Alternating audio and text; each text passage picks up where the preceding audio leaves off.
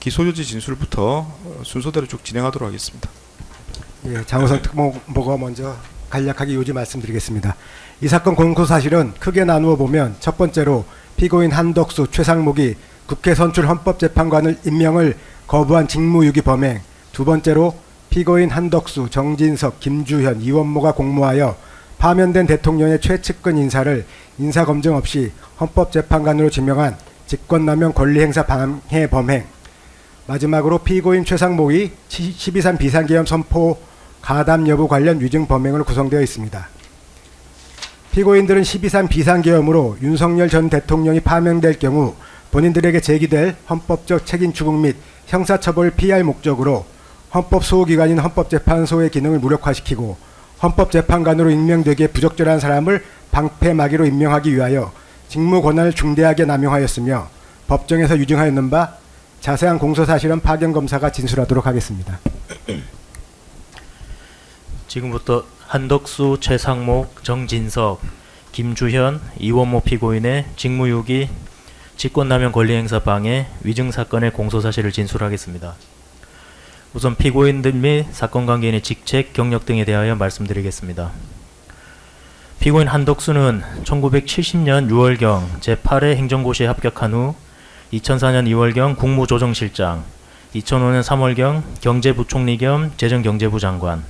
2007년 4월경 제38대 국무총리로 재직하였고 대통령 윤석열이 취임하자 2022년 5월 21일부터 2025년 5월 1일까지 제48대 국무총리로 재직하였습니다. 피고인 최상목은 1985년경 제29회 행정고시에 합격한 후 2014년 9월경부터 2016년 1월경까지 박근혜 정부의 경제수석실 경제금융비서관, 2016년 1월경부터 2017년 6월경까지 박근혜 정부의 기획재정부 제1차관,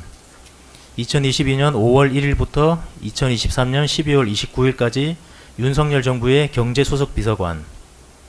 2023년 12월 29일부터 2025년 5월 1일까지 윤석열 정부의 경제부총리 겸 기획재정부 장관으로 재직하였습니다. 피고인 정진석은 16, 17, 18, 20, 21대 국회의원으로 당선되었고 2010년 7월경부터 2011년 6월경까지 이명박 정부의 정무수석 비서관, 2024년 4월 23일부터 2025년 6월 3일까지 윤석열 정부의 대통령 비서실장으로 재직한 사람으로서 산하의 민정수석, 정무수석 등 복수의 수석 비서관을 두고서 대통령 비서실의 업무를 총괄하였습니다. 피고인 김주현은 1986년경 제28회 사법시험에 합격한 후 2006년 2월경 검찰 인사 실무자인 법무부 검찰국 검찰과장, 2023년 4월경 검찰 인사 주무부서장인 법무부 검찰국장, 2015년 2월경 법무부 차관으로 재직하고 2024년 5월 7일부터 2025년 6월 2일까지 윤석열 정부의 민정수석으로 재직한 사람으로서 산하의 공직기강 비서관, 법률비서관, 민정비서관을 두고서 민정수석 비서관실 업무를 총괄하였습니다. 피고인 이원모는 2005년경 제47회 사법시험에 합격한 후 2008년 2월경 부산지방검찰청 검사로 임관하였고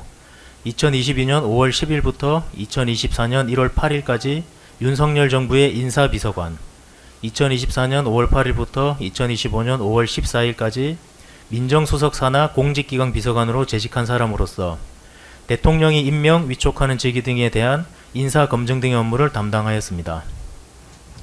이완규는 대통령 윤석열과 서울대 법과대학 79학번 동기, 사법연수원 23기 동기로서 2020년 12월경 있었던 검찰총장 윤석열의 징계 처분 관련 사건에서 윤석열의 소송 대리인으로 관련 행정소송 등에 참여했고 2022년 5월 13일 대통령 윤석열에 의해 법제처장으로 임명되었으며 12.3 비상계엄이 선포된 다음 날인 2024년 12월 4일 18시 30분경부터 20시 30분경까지 대통령 안전가옥에서 법무부 장관 박성재, 행안부 장관 이상민,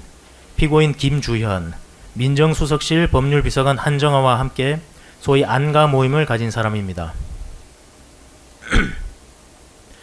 먼저 피고인 한덕수, 최상목의 국회 선출 헌법재판관 임명 거부로 인한 직무유기 범행에 대하여 말씀드리겠습니다. 헌법재판관 임명과 관련하여 헌법 제111조 제2항은 헌법재판소는 법관의 자격을 가진 구인의 재판관으로 구성하며 재판관은 대통령이 임명한다 라고 규정하는 한편 같은 조 3항에서 제2항의 재판관 중 3인은 국회에서 선출하는 자를 3인은 대법원장이 지명하는 자를 임명한다 라고 규정하고 있습니다. 이는 입법부, 행정부, 사법부가 헌법재판소 구성에 동등하게 참여함으로써 권력 상호 간의 견제와 균형을 도모하고 헌법 수호와 국민의 기본권 보장을 사명으로 하는 헌법재판소가 중립적인 지위에서 헌법재판 기능을 수행하도록 하기 위한 것입니다. 헌법이 재판관 임명과 관련하여 국회에 부여한 선출권은 단순히 대통령의 재판관 임명권을 견제하는 것에 그치지 않고 헌법재판소를 구성할 권한을 의미하고 대통령은 국회가 재판관으로 선출한 사람에 대하여 임의로 그 임명을 거부하거나 선별하여 임명할 수 없습니다. 대통령의 재판관 임명은 그의 권한인 동시에 헌법기관인 헌법재판소가 구성되어 헌법 수호와 국민의 기본권 보장을 위하여 중립적인 지위에서 헌법재판 기능을 수행할 수 있도록 할 헌법상 의무로서 대통령 권한대행 역시 대통령과 마찬가지로 이와 같은 헌법상 의무를 부담합니다.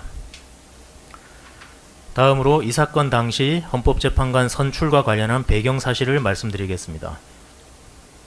국회가 선출하여 임명되었던 재판관인 이종석, 이영진, 김기영의 임기가 2024년 10월 17일 만료될 예정인 상황에서 후임자와 관련하여 여야당은 추천 인원에 대하여 대립을 이어가고 있었습니다. 헌법재판소는 후임 재판관 인사 절차가 지연되자 헌법재판 절차의 심리에 7인의 재판관 출석을 요하도록 하는 헌법재판소법 제23조 제1항의 규정에 의하여 탄핵 심판 등 다수의 헌법재판 절차가 중단될 위기에 처했고 부득이 10월 14일 해당 조항에 대한 효력정지 가처분 신청을 인용하는 방법으로 3인의 재판관 퇴임 후에도 헌법재판소가 재판 심리는 진행할 수 있도록 하는 등 헌법재판 절차의 파행을 막고 있는 상황이었습니다. 결국 24년 11월 18일 양당의 원내대표들은 11월 22일까지 3인의 후보자를 추천하기로 합의하였으나 해당 시한은 지키지 못하였고 12월 9일 국민의힘은 법무법인 도울의 대표 변호사 조한창을, 더불어민주당은 서울 서부지방법원장 정계선과 서울 서부지방법원 부장판사 마흔혁을 후보자로 추천하는 내용의 공문서를 각각 국회의장에게 제출하였으며 양당은 12월 15일 국회에서 위 3인의 검증을 위하여 국민의힘 국회의원 정점식을 위원장으로 하는 인사청문 특별위원회를 구성하면서 12월 내에 추천된 후보자 3인의 선출안을 처리하기로 합의하였습니다. 다음으로 12.3 비상계엄 선포 및 해제 이후 대통령 윤석열의 탄핵을 저지하기 위한 정부와 여당의 방침에 대하여 말씀드리겠습니다. 윤석열은 24년 12월 3일 절차와 요건을 충족하지 못하는 비상계엄을 선포하였다가 국회의 결의로 인하여 해제하였고 위헌 위법한 비상계엄 선포에 직간접적으로 관여한 국무위원 및 대통령실 관계자와 그들에 대한 보좌 업무를 수행하는 공무원들은 비상계엄 해제 이후 발생한 정치적 비판 및 형사책임 추궁 등에 대한 대책을 논의할 필요가 있었습니다. 피고인 한덕수는 12월 4일 14시경 총리 공간에서 국무조정실장 방기선, 법무부 장관 박성재, 대통령 비서실장 정진석, 국가안보실장 신원식, 정무수석 비서관 홍철호, 민정수석 비서관 김주현, 국민의힘 당대표 한동훈, 원내대표 추경호, 국회의원 김기현, 나경원 등과 함께 소위 당정대 회동을 가졌는데 이 자리에서 위 사람들은 비상계엄의 정당화 논리를 만들 필요성 및 대통령이 사퇴하거나 탄핵당하여 중도의 임기가 중단되어서는 안 된다는 점에 대하여 공감대를 형성하였습니다. 이에 따라 국민의힘 원내대표 추경호는 12월 5일 새벽경 비상의원총회를 개최하여 윤석열에 대한 탄핵 소추안 반대를 국민의힘 당론으로 채택하였고 국회는 12월 7일 윤석열에 대한 탄핵 소추안에 대한 표결을 진행하였는데 국민의힘 소속 국회의원들이 당론에 따라 표결에 불참하여 의결 종족수를 미치지 못하면서 위 탄핵 소추안이 부결되었습니다. 이후 국민의힘 당대표 한동훈은 국민의힘 소속 국회의원들이 12월 14일에 예정된 탄핵 소추안 표결에 참여해야 한다라는 입장을 밝혔고 국민의힘은 12월 14일 오전경 의원총회를 열어 표결에는 참여, 탄핵 반대 당론은 유지라는 결론을 내렸습니다. 국회는 12월 14일에 재차 탄핵 소추안에 대한 표결을 진행하였는데 총 204명의 찬성으로 윤석열에 대한 탄핵 소추안이 의결되었으며 대통령 윤석열의 직무가 정지되면서 피고인 한덕수가 그때부터 권한대행으로서 대통령의 직무를 수행하게 되었습니다. 한편 국민의힘 당대표 한동훈이 12월 16일자로 사퇴하자 당대표 직무를 수행하게 된 원내대표 권성동은 12월 17일 국민의힘 원내대책회의에서 대통령 권한대행은 헌법재판관을 대통령 직무 정지 시에는 임명할 수 없다라는 취지의 주장을 하였습니다. 이러한 사정으로 국민의힘이 불참한 상태에서 12월 23, 24일 국회에서 정계선, 마은혁, 조한창에 대하여 각각 인사청문회가 실시되었고 12월 26일 국회 본회의에서 위 3인에 대한 헌법재판소 재판관 선출안이 가결되었습니다. 다음으로 피고인 한덕수의 조한창, 정계선, 마은혁 임명 거부 범행에 대하여 말씀드리겠습니다. 12월 14일부터 권한대행의 직무를 수행하게 된 피고인은 6인 체제에서는 한 명의 헌법재판관만 기각 또는 각하 의견을 밝혀도 윤석열에 대한 탄핵 심판 청구가 기각되거나 심리 등 재판 절차가 진행되지 못할 수도 있다는 점을 잘 알고 있었습니다. 야당은 조한창, 정계선, 마은혁에 대한 인사청문회를 마친 후 12월 24일 저녁경 언론을 통하여 위 3인에 대한 선출안을 12월 26일 국회 본회의에서 처리할 것을 예고하였고 피고인은 헌법재판소 재판관 선출안을 통과시키기 위한 국회 본회의 개회 약 30분 전인 12월 26일 13시 30분경 대국민 담화를 발표하면서 권한대행은 대통령의 고유권한 행사를 자제해야 한다. 여야가 합의하여 안을 제출하면 헌법재판관을 임명하겠다. 라는 취지로 국회에서 선출될 3인을 임명하지 않겠다는 거부 의사를 미리 종국적으로 표시하였습니다. 그러나 피고인의 주장과 달리 피고인은 이미 12월 19일 국회에서 의결된 양곡관리법 등 6개 법안에 대하여 대통령의 고유 권한인 제2요구권을 행사한 바 있고 이미 여야는 24년 11월 18일 원내대표 합의 이후 12월 9일에 더불어민주당은 정계선, 마은혁을 국민의힘은 조한창을 각각 후보자로 추천하면서 그 명단을 국회의장에게 제출한 것이었으며 12월 15일 위 후보자 3인의 검증을 위한 인사청문 특별위원회를 구성하면서 24년 12월 내에 위 후보자 3인을 선출하기로 합의하였으며 위 후보자 3인을 선출에 아무런 하자가 없었기 때문에 피고인은 헌법 및 헌법재판소법에 따라 위 3인을 지체 없이 임명해야 할 의무가 있었습니다. 그럼에도 불구하고 피고인은 헌법재판소에서 진행 중인 대통령 윤석열의 탄핵 심판 절차를 지연시키고 청구 인용 등 불리한 내용의 선고가 되지 않도록 하는 등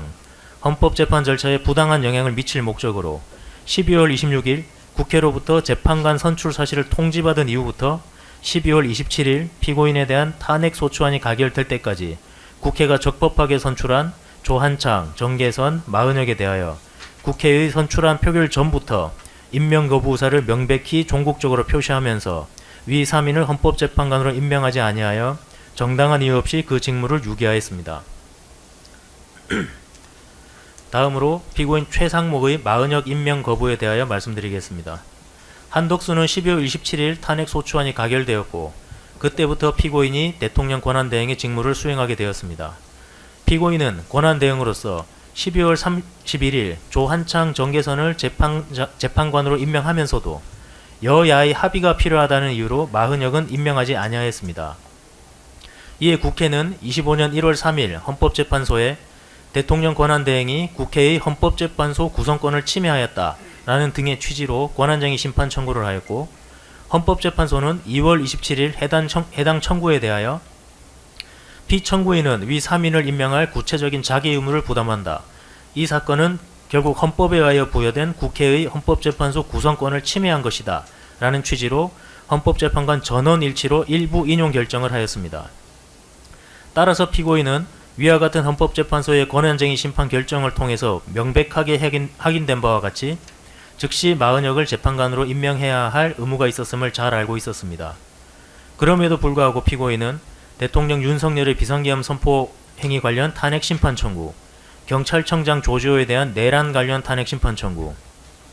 비상계엄 선포 행위 및 포고령 등에 대한 헌법 소원 청구 등 국회, 변호사, 시민단체, 윤석열 등이 제기한 다수의 헌법재판 청구 사건이 윤석열 정부 관계자에게 유리하게 진행되도록 하는 한편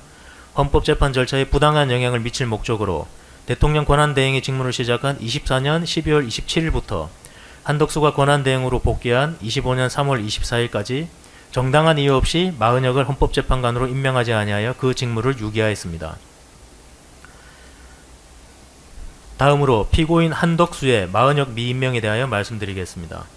헌법재판소는 25년 3월 24일 피고인에 대한 탄핵심판 청구에 대하여 국회가 선출한 3인을 재판관으로 임명하여야 할 헌법상 구체적 자기 의무를 부담하고 있음에도 불구하고 국회가 선출한 3인을 재판관으로 임명하지 않겠다는 거부 의사를 미리 종국적으로 표시함으로써 헌법상의 구체적 자기 의무를 위반하였다라고 판단하면서도 탄핵 소추에 대하여는 기각 결정을 하였습니다. 이에 따라 피고인은 대통령 권한대행으로서의 직무를 다시 수행하게 되었고 위와 같은 권한쟁의 심판 및 탄핵 심판의 각 결정을 통해서 즉시 마은혁을 헌법재판관으로 임명해야 할 의무가 있음을 잘 알고 있었습니다. 그럼에도 불구하고 피고인은 다수의 헌법재판 청구 사건이 윤석열 정부 관계자에게 유리하게 진행되도록 하는 한편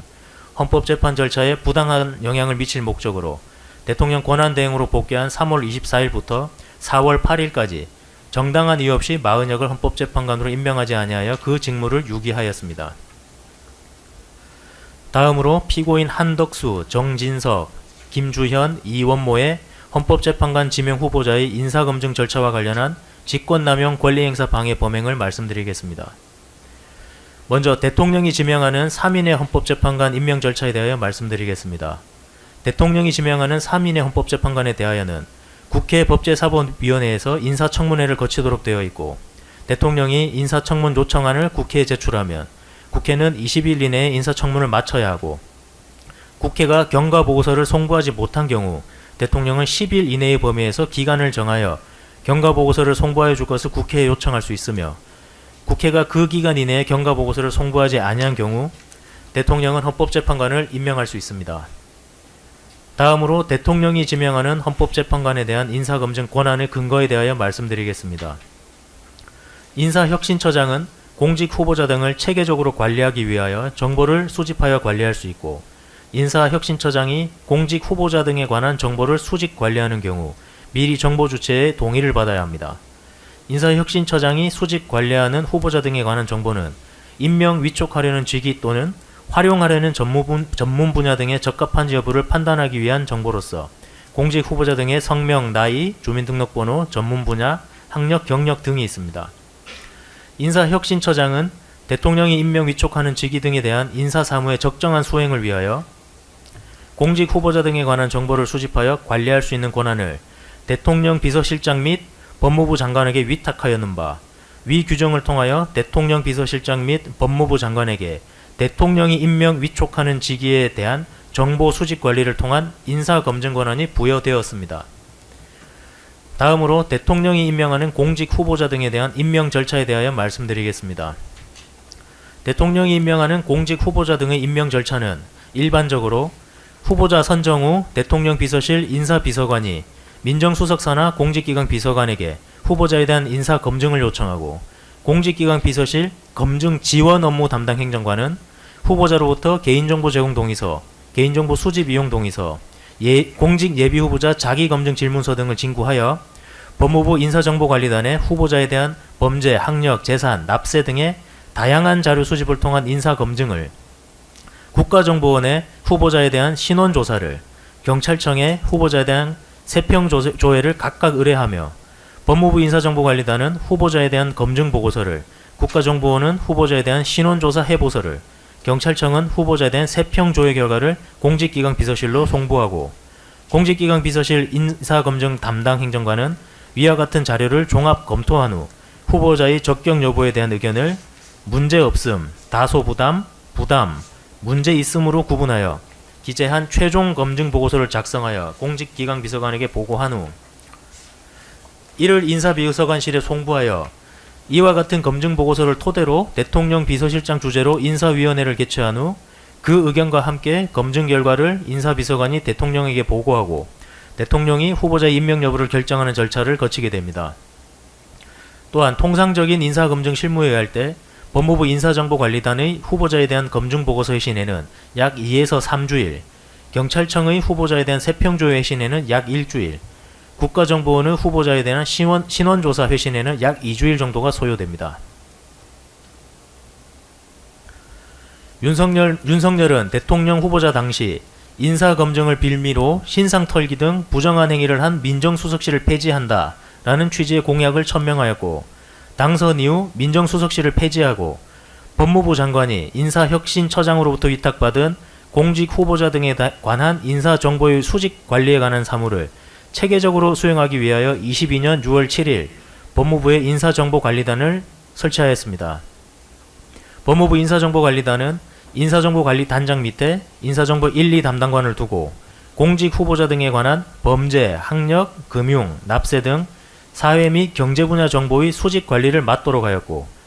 인사검증 업무의 독립성을 보장하기 위하여 인사정보관리단의 사무실을 법무부 청사관인 감사원 별관으로 정하였으며, 당시 법무부 장관 한동훈은 인사정보관리단의 인사검증 과정 및 결과를 보고받지 않기로 약속하였습니다. 위와 같이 윤석열 정부는 독립성을 갖춘 인사검증 전문조직인 법무부 인사정보관리단을 신설하여 공직 후보자 등에 관한 사실 관련 검증을 전담하여 수행하도록 하고, 대통령 비서실 내 공직기관 비서실은 법무부 인사정보관리단의 1차적인 인사검증 결과 및 국가정보원, 경찰청 등 타 기관의 검증 자료를 취합한 후 적격 여부에 대한 최종 검증 보고서를 작성하는 것으로 인사검증과 관련한 업무 분장이 이루어졌습니다. 이에 따라 법무부 인사정보관리단은 임명 예정 직위에 따라 인사검증의 강도를 차등 적용하여 학력, 주요 경력, 범죄 경력, 징계, 재산, 납세, 정치자금 등에 대한 인사검증을 실시한 후 검증보고서 상세본 및 요약본을 작성하여 공직기강 비서실로 회신하게 됩니다. 결국 공직 후보자 등으로부터 인사검증을 위하여 정보의 수직관리 등에 대한 동의를 받게 되면 그에 따라 대통령 비서실장 및 법무부 장관에게 공직 후보자 등에 대한 정보의 수직관리 권한 및 의무가 발생하고, 공직 후보자 등에 대한 인사검증 절차가 개시되는 것인 바, 대통령 비서실 내에서 인사검증 업무를 담당하는 공직기강 비서관은 대통령이 지명하는 헌법재판관 후보자로부터 개인정보 제공 동의서 등을 받게 되면 법무부 장관이 위탁받은 권리를 행사할 수 있도록 즉시 법무부 인사정보관리단에 개인정보 제공 동의서 등 인사검증에 필요한 자료를 송부할 의무가 있습니다. 다음으로 국가정보원의 신원조사 관련 절차에 대하여 말씀드리겠습니다. 국정원은 국가안전보장에 한정된 국가기밀을 취급하는 인원에 대한 보안 업무를 수행하고, 국정원장은 국가안전보장에 한정된 국가기밀을 취급하는 인원에 해당하는 사람의 충성심, 신뢰성 등을 확인하기 위하여 신원조사를 하며, 관계기관의 장은 국가안전보장에 한정된 국가기밀을 취급하는 직위에 임용될 예정인 사람, 비밀 취급 인가 예정자, 각급 기관의 장이 국가안전보장을 위하여 필요하다고 인정하는 사람 등에 대하여 국정원장에게 신원조사를 요청해야 합니다. 한편 헌법재판관은 비밀 취급자이면서 소속 직원에 대한 비밀 취급 인과권자인 바, 대통령이 임명하는 헌법재판관은 보안 업무 규정상의 국가안전보장에 한정된 국가기밀을 취급하는 직위에 임용될 예정인 공무원이자 비밀 취급 인가 예정자이며 국가안전보장을 위하여 필요하다고 인정되는 사람임이 명백하여 대통령은 헌법재판관을 임명하기 전에 국가정보원에 그에 대한 신원조사를 요청해야 하고, 실제 통상 인사검증 절차에서 이를 요청하고 있으며, 이에 따라 국정원장은 대상자에 대한 신원조사를 실시한 권한을 가지게 됩니다. 전 대통령 문재인이 임명한 헌법재판관 문형배, 이미선의 임기가 25년 4월 18일자로 만료할 예정인 상황에서 대통령 권한대행들과 대통령 비서실 관계자들은 윤석열이 탄핵소추된 24년 12월 14일부터 파면된 25년 4월 4일까지 재판관 문형배, 이미선의 후보자 임명과 관련하여 후보자를 추천하고 검증하는 준비를 하지 않고 있었습니다. 이러한 상황에서 대통령 비서실 정무수석실 행정관 최성룡은 25년 3월 말경 더불어민주당이 마은혁을 재판관으로 임명하고 재판관 문형배, 이미선의 임기를 연장하는 법안을 발의하는 등의 방법으로 헌법재판소가 대통령 윤석열의 탄핵심판 청구를 인용하도록 만드는 전략을 진행하려 한다. 따라서 한덕수 권한대행이 다시 탄핵소추되기 전에 신속하게 문형배, 이미선의 후임자를 지명하고 국회 법제사법위원회에 인사청문 요청안을 제출한 후 그 동의 여부를 불문하고 20일의 법정기관 경과를 통해 후임자를 임명해야 한다라는 취지의 전국 참고자료 문건을 작성하여 정무수석 홍초로에게 보고하는 등 대통령 비서실은 윤석열의 비상계엄 등 관련 탄핵 재판에 유리한 영향을 미치기 위해 피고인 한덕수가 대통령 몫의 헌법재판관 2인을 임명하는 문제를 검토하기 시작하였습니다. 이후 헌법재판소는 25년 4월 4일 헌법재판관 전원 일치 의견으로 윤석열에 대한 탄핵 심판 청구를 인용하여 윤석열을 파면하였습니다. 당시 더불어민주당을 비롯한 야당들은 비상계엄에 따른 내란을 방조하고 마은혁을 헌법재판관으로 임명하지 아니한 사유 등으로 최상목을 탄핵 소추할 것을 예고하고 있었고, 경찰청장 조지호의 비상계엄 관련 내란 혐의 등에 대한 탄핵 심판 등 다수의 헌법재판 사안이 계류 중이어서 재판관의 인적 구성이 재판에 미칠 영향이 거론되고 있는 상황이었으며, 특히 윤석열이 파면됨으로써 6월 4일 내에 차기 대통령 취임이 예정되어 있어 그에 의하여 대통령 몫의 헌법재판관이 임명되는 것이 헌법이 대통령에게 임명권을 부여한 취지 및 국민의 뜻에 부합하는 상황이었습니다. 피고인들은 스스로 인사검증 대상자였고 대통령의 인사 관련 보좌 등 인사 관련 직무를 수행하고 있어 공직 후보자 등의 인사검증 절차와 내용을 누구보다 잘 알고 있는 사람들로서 공직 후보자를 선정한 후 공직 후보자 등으로부터 개인정보 제공 동의서 등을 받아 법무부 인사정보관리단의 인사검증, 국가정보원의 신원조사, 경찰청의 세평조회가 이루어진다는 사실, 검증을 위하여 각종 자료를 수집 확인하는 데 상당한 기간이 소요된다는 사실, 따라서 실무자들이 회신된 결과를 검토 및 분석하여 최종 검증 보고서를 작성하는 정상적인 업무가 하루 만에 완료될 수 없다는 사실, 위 실무자들에게 공직 후보자 등으로부터 동의서를 제출받은 지 하루 만에, 심지어 오후부터 야간 사이에 최종 검증 보고서를 작성하게 하는 것은 사실상 검증이 없었음에도 정상적인 인사검증을 한 것처럼 외관만을 작출하는 것이라는 사실 등을 잘 알고 있었습니다. 피고인들은 4월 4일 윤석열이 파면되자 다수의 헌법재판 청구 사건과 비상계엄 선포 등과 관련되어 있는 사람들에 대하여 향후 진행될 수 있는 헌법재판이 윤석열 정부 관계자에게 유리하게 선고되도록 하는 한편, 새로운 대통령이 헌법재판관을 임명하기 전에 윤석열 정부 기조에 부합하는 헌법재판관을 임명할 목적으로 윤석열 파면 이후 첫 국무회의 개최 예정일인 4월 8일 오전까지 재판관 문형배 임의선의 후임으로 위와 같은 목적에 부응할 헌법재판관 후보자를 지명하기로 하고, 국회에서 선출한 마은혁을 헌법재판관으로 함께 임명하는 방법으로 비판을 희석시키려고 계획하였습니다. 이에 따라 피고인 한덕수는 4월 7일 오전경 대통령 몫의 헌법재판관 2인을 지명하는 사안을 논의하기 위하여 정부 서울청사 총리집무실로 피고인 김주현을 호출하였고, 피고인 김주현은 즉시 대통령 비서실에서 피고인 정진석에게 피고인 한덕수의 호출 상황을 보고한 후 총리집무실로 갔습니다. 피고인 한덕수는 피고인 김주현에게 내일 국무회의를 통해 대통령 몫의 헌법재판관 2인을 임명해야 한다, 어떤 사람을 임명할지 추천을 하라 라고 지시하였고, 피고인 김주현은 이에 피고인 한덕수에게 이완규, 함상훈을 포함한 10여 명의 법조인의 이름을 구두로 말해주었고, 이에 피고인 한덕수는 피고인 김주현에게 이완규, 함상훈을 헌법재판관으로 지명하도록 하겠다, 내일 오전 국무회의에서 이완규, 함상훈을 지명할 수 있도록 신속하게 검증을 진행하라 라고 지시하였습니다. 피고인 김주현은 다시 대통령 비서실로 복귀하여 피고인 정진석에게 피고인 한덕수가 이완규, 함상훈을 헌법재판관으로 지명하기로 한 사실과 이에 따라 공직기관 비서실에서 이완규, 함상훈에 대한 인사검증을 신속하게 실시할 것임을 보고하였습니다. 피고인 김주현은 4월 7일 14시경 피고인 이원모에게 이완규와 함께 함상훈을 4월 8일 오전에 헌법재판관으로 지명할 수 있도록 신속하게 인사검증 절차를 진행할 것을 지시하였고, 피고인 이원모는 이에 따라 공직기강 비서실 소속 인사검증 업무 담당 행정관인 서원식 김모에게 이완규, 함상훈의 연락처 등을 주면서 오늘 중으로 청문직 이완규, 함상훈에 대하여 인사검증을 완료하라 라는 취지로 지시하였습니다. 서원식은 피고인 이원모에게 청문직에 해당하는 이완규, 함상훈의 인사검증은 법무부 인사정보관리단의 인사검증, 경찰청의 세평조회, 국가정보원의 신원조사를 거쳐야 하므로 당일의 결과를 만드는 것은 불가능하다. 인사정보관리단의 검증, 세평조회 및 신원조사 의뢰는 생략하겠다 라는 취지로 보고하였고 이원모는 서원식에게 그렇게 하라라는 취지로 지시하였습니다. 이에 따라 인사검증 지원 업무를 수행하는 서원식은 4월 7일 밤경까지 국세청으로부터 이완규 함상훈의 소득 및 납세 자료를 송부받고 이완규 함상훈으로부터 공직 예비후보자 자기검증 질문서를 송부받은 다음 법무부 인사정보관리단이 작성하던 검증보고서 양식에 재산, 재산 변동, 납세 항목을 작성한 후 4월 7일 22시경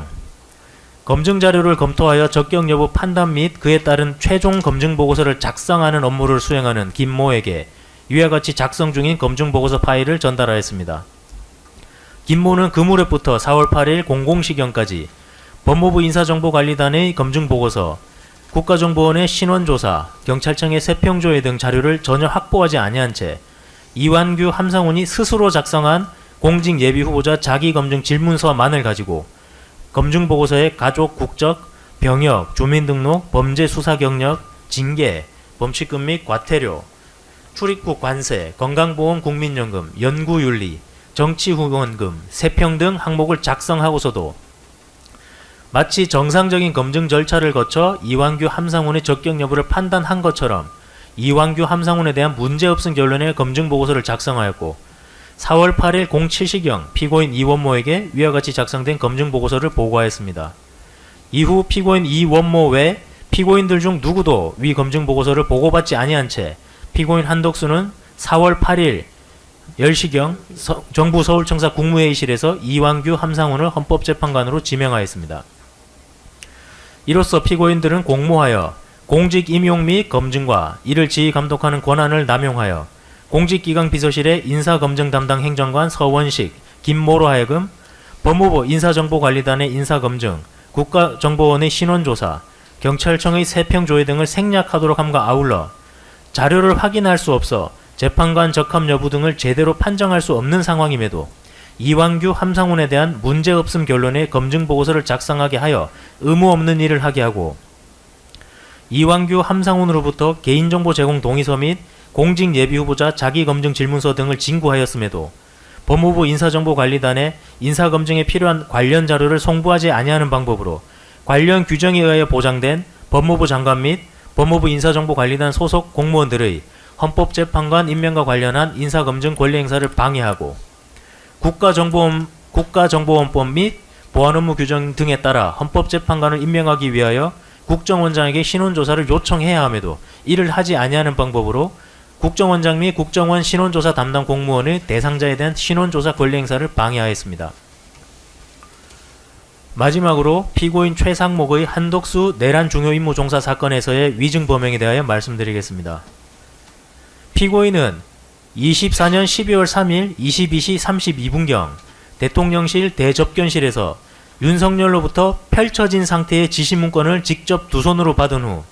22시 33분경까지 약 53초간 이를 살펴보고 22시 42분경 위 문건을 오른손에 들고 일어나 반으로 접어 소지한 후 대접견실을 퇴실하였습니다. 해당 지시문건에는 기획재정부 장관이라는 제목 아래 예비비를 조속한 시일 내 충분히 확보하여 보고할 것, 국회 관련 각종 보조금, 지원금, 각종 임금 등 현재 운용 중인 자금 포함 완전 차단할 것, 국가 비상 입법기구 관련 예산을 편성할 것 이라는 내용의 기획재정부에 대한 지시사항이 기재되어 있었고 차후 제출된 지시문건에는 형광펜으로 강조 표시도 되어 있었습니다.